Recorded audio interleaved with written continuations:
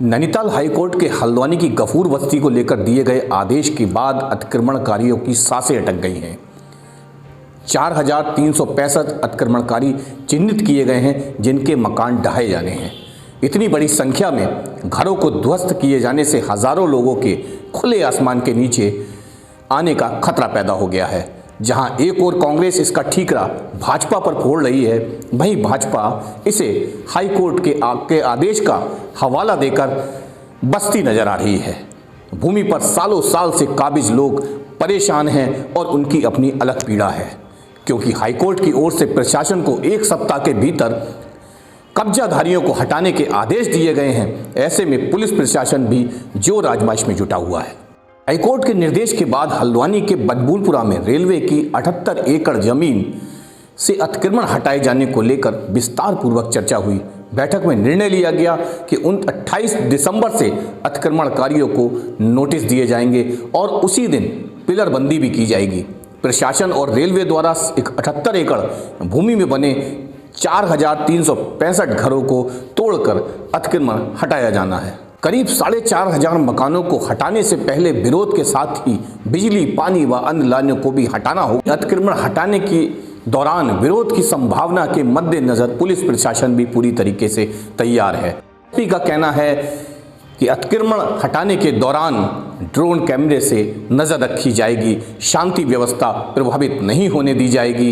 इसके साथ ही लोगों से चर्चा कर, विस्तार से चर्चा कर उनकी सुरक्षा के व्यवस्था भी की जाएगी।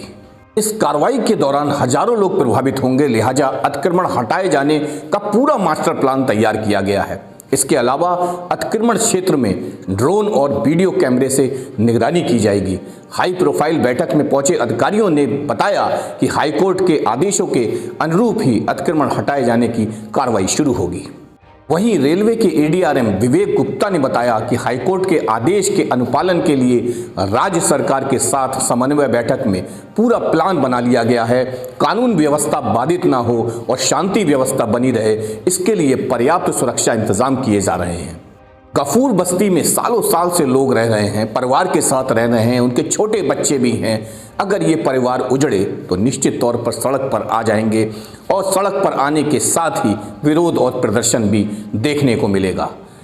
गफूर बस्ती का वोट बैंक कांग्रेस का वोट बैंक माना जाता है। अगर बात करें स्वर्गीय इंदिरा हृदय की, तो पिछले सालों में जो भी कुछ अतिक्रमण हटाने की कोशिशें इस बस्ती से की गई, इंदिरा हृदय दीवार बन के खड़ी रहीं। आज उनके पुत्र विधायक हैं, सुमित हृदय उनका नाम है। लगातार सुमित इसका विरोध कर रहे हैं और इसे सरकार की चाल बता रहे हैं। लेकिन जो क्षेत्र के लोग हैं उनका भी कहना है कि हाईकोर्ट के आदेशों को ध्यान में रखते हुए उजाड़े जा रहे लोगों के संबंध में चर्चा हो, उनको छत मिले और वो आराम से रह सकें, इसका भी इंतजाम किया जा सके। हमारे मामले में जो है हाईकोर्ट से जो फैसला आया है, तो उसके लिए हम लोग अभी सुप्रीम कोर्ट गए हैं और कोशिश यही कि इंशाल्लाह जो है आपके कुछ ना कुछ वहाँ से हमें राहत मिलेगी। और हमें सुप्रीम कोर्ट पर पूरा विश्वास है कि वो गरीब लोगों के साथ रहेगी।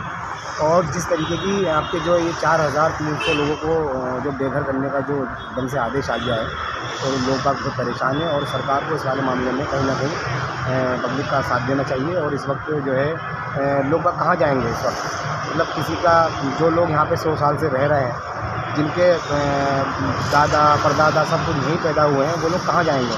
भाई चलो कुछ लोग हो सकता है 10-20% लोग बाहर के आए हों, लेकिन जो लोग यहाँ पर ख़ानदानी लोग हैं, जो पुराने लोग हैं, वो लोग कहाँ जाएंगे। तो इसलिए सरकार को इसमें दखल करना चाहिए और हमें उम्मीद है कि सरकार इसमें दखल करेगी, जल्द से जल्द कुछ ना कुछ फैसला लेगी। और सुप्रीम कोर्ट से भी उम्मीद है कि कुछ ना कुछ वहाँ से राहत मिलेगी जल्द। आज राज्य सरकार के साथ जो है संयुक्त बैठक की गई और कमिश्नर, डीएम, पुलिस और अन्य पीडब्ल्यूडी के अधिकारियों के साथ समन्वय किया गया। माननीय उच्च न्यायालय का आदेश आया है, आदेश की पालना की जाएगी और इसी आदेश की पालना के लिए जो भी सहयोग राज्य सरकार से हमें चाहिए, उसी की आज रूपरेखा तैयार की गई और उम्मीद है कि जल्दी निर्णय का पालन किया जाएगा। सर, कितनी ज़मीन है, कितने घरों में से अतिक्रमण हटता है? ज़मीन जो है वो न्यायालय ने चिन्हित की हुई है और न्यायालय के चिन्हित किए हुए जो क्षेत्र है उसी से अतिक्रमण हटाया जाएगा। धन्यवाद। खर्चा रेलवे वहन कर रहा है? देखिए, खर्चा जो है उसमें जो मशीनरी खर्चा रेलवे वहन करेगा। बाकी लॉ एंड ऑर्डर का जो खर्चा है वो तो स्टेट सब्जेक्ट है और पूरा कमिश्नर साहब ने उसकी रूपरेखा तैयार की है, उसी के अनुसार वो लॉ एंड ऑर्डर जो है वो मेंटेन कराए। इसमें पूर्व से आपका जो तैयारी चल रही थी उसको ही आगे बढ़ाया जाएगा और इसमें आज की मीटिंग के बाद जो है वो फोर्स की डिमांड हमारी पहले से भी जा चुकी है पैरामिलिट्री फोर्स को लेकर के, और शासन स्तर पे भारत सरकार के लिए इसमें आगे प्रक्रिया शुरू होगी। और जो आपका हमारे लोकल स्तर की फोर्स है वो हमें अलॉट हो चुकी है और जो दिनांक जब तय हो जाएगी उससे 2 दिन पहले फोर्स जो है यहाँ पहुँच जाएगी और इसको जो है आपका सेक्टर और जोनों में बांटा जा चुका है। तो जो पूरी प्रक्रिया है उसके अनुसार अगर देखा जाए तो 4,500 करीब की जो हमारी फोर्स है वो इसमें लगने जा रही है। सर ये ड्रोन की पूरी निगरानी की जाएगी। हमने रेलवे से अनुरोध किया है कि हमें 10 ड्रोन और 20 वीडियो कैमरे उपलब्ध कराएं, उनके द्वारा इसमें स्वीकार्यता दी गई है, तो इसमें हमें 10 ड्रोन और 20 वीडियो कैमरे वो उपलब्ध कराएं।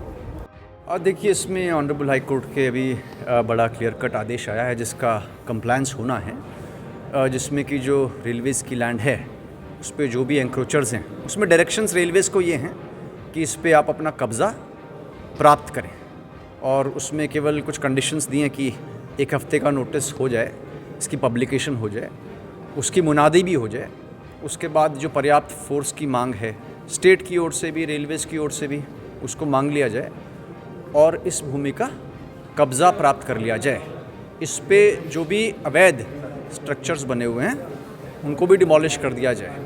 तो रेलवेज़ भी आज यहाँ पे है और बाकी एडमिनिस्ट्रेशन तो खैर है ही है, तो उन सबको इस कंप्लायंस के क्रम में आज यहाँ पे डायरेक्शंस दिए गए हैं और इसको समयबद्ध तरीके से इसको कराया जाए। किस तरह का कार्य होगा, नोटिस जारी किए जाएंगे? इसमें जो डायरेक्शंस हैं ऑनरेबल कोर्ट के क्लियर कट है कि पब्लिकेशन हो जाए और मुनादी भी हो जाए और उसके फिर 1 हफ़्ते के उपरांत इसके जो कब्ज़ा प्राप्त करने के लिए कार्रवाई है वो की जाए और जब वो कर दी जाए तो उसके 1 हफ़्ते के बाद पुनः माननीय न्यायालय को इसको अवगत करा दिया जाए। सर सुरक्षा व्यवस्था, शांति व्यवस्था इसमें यहाँ पे डीएम साहब ने और एसएसपी साहब ने एक अच्छा फोर्स का असेसमेंट किया हुआ है, गवर्नमेंट से भी डिमांड करी है फोर्स की और रेलवेज़ से भी ये डायरेक्शंस हैं कि रेलवेज़ भी अपनी आरपीएफ तो दे ही दे और भी जो आवश्यकता है वो दे। इसमें जो रेलवेज़ की कुछ डिमांड है, जैसे आप लोगों ने कहा आपको जेसीबीज़ की आवश्यकता है, कुछ और भी आपको मशीन्स की आवश्यकता है जिसका पेमेंट रेलवेज़ ही करेगी, तो उसमें हम उनकी मदद करें।